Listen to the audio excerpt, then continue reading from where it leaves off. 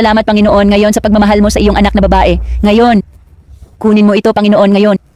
Pinutol ko ang pamatok. Ngayon mula sa kapanganakan, Panginoon, ngayon. Sige, sis, sabihin mo sa akin muli ang iyong testimonya, ha?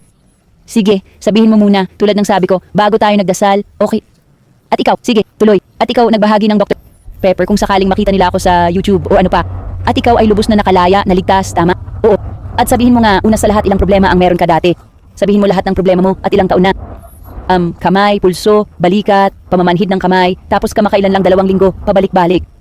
So meron kang sakit ng mga 8 taon, sabi mo? Mga 8 taon? At sabihin mo nga, nung unang dasal natin, ano ang naramdaman mong ginawa ng Espiritu Santo? Init, parang tumataas na init. Idedetalye mo lahat. Basta mula sa aking mga binti, oo.